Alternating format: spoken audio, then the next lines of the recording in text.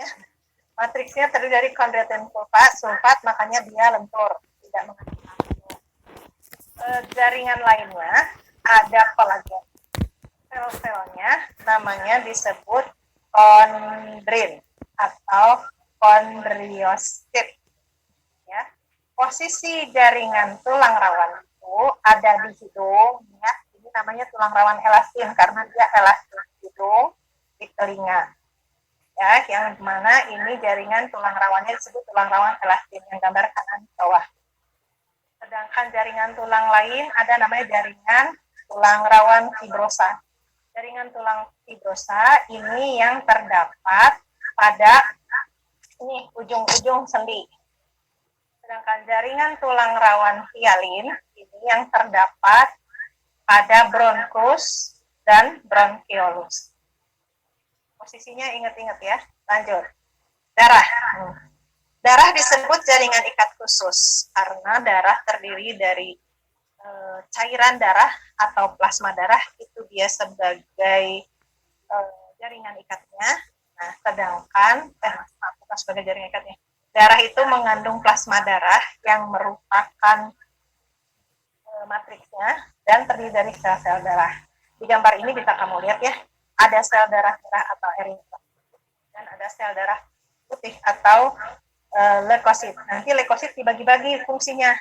Ada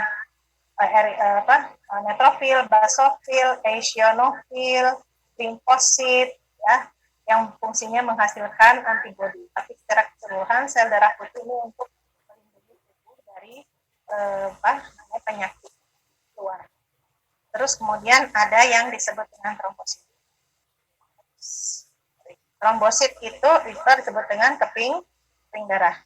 Nanti lihat di gambar yang di Word ya, itu ada dibagi-bagi sama ibu, di leukosit ini dibagi-bagi, ada basofil, neutrofil, eosinofil, limfosit, dan monosit.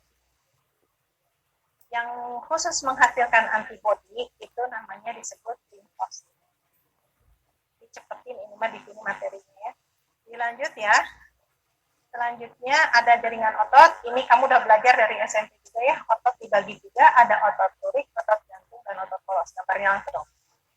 Jaringan otot ada otot polos, ada otot lurik atau rangka, dan ada otot jantung. Di mana posisi otot polos? Otot polos itu letaknya pada organ dalam. Organ dalam tuh pokoknya mulai dari saluran pencernaan, saluran pernapasan, pokoknya semua organ yang ada di dalam. Ya. Bekerjanya involunter atau tidak sadar, maksudnya dia tetap bekerja walaupun kita lagi tidur ya, dan tanpa disuruh, tidak dipengaruhi oleh kondisi luar. Kemudian ada jaringan otot lurik atau rangka.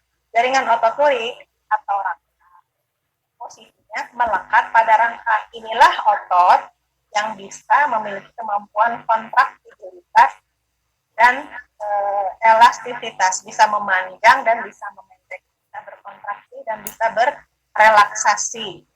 Ya, ini fungsinya untuk menggerakkan tubuh. Bekerja secara sadar atau volunter. Lalu ada otot jantung. Otot jantung posisinya di jantung. Beda tipis ya dengan otot lurik atau otot rangka. Bentuknya hampir sama silinder, cuman untuk otot jantung ada cabang. Percabangan ini namanya disebut dengan diskus interkalar. Inti selnya cuma satu, yang ini inti selnya banyak. Ya.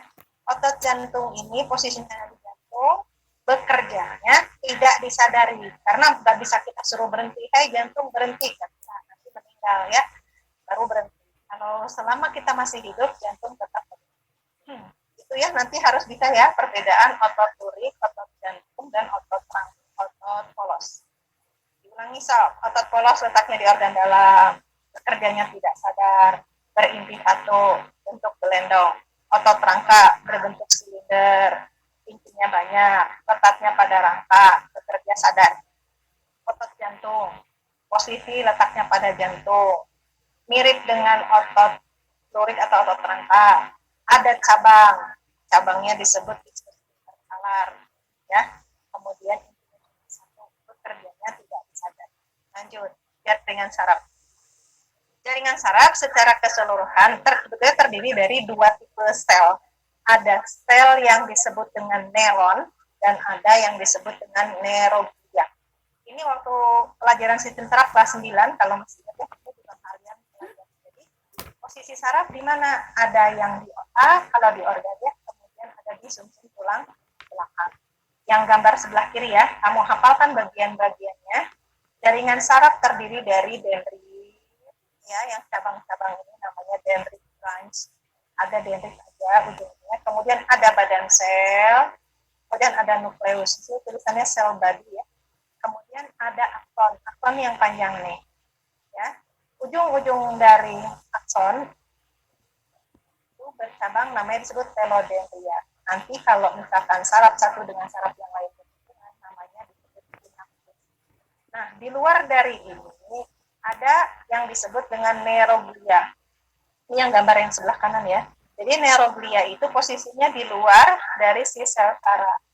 Ini tulisannya oligodendrosit atau mikroglial cell. Ya. Ini fungsinya adalah untuk menyambung-nyambungkan sel saraf satu dengan saraf yang lain.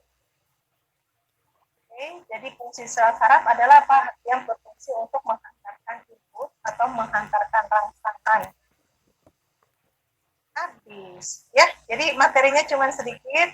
Silahkan pelajari dulu sebelum kalian mengerjakan kuis. Pelajari dulu fungsi-fungsi jaringannya, karena ini ibu bikin sedikit sekali, sangat singkat ya.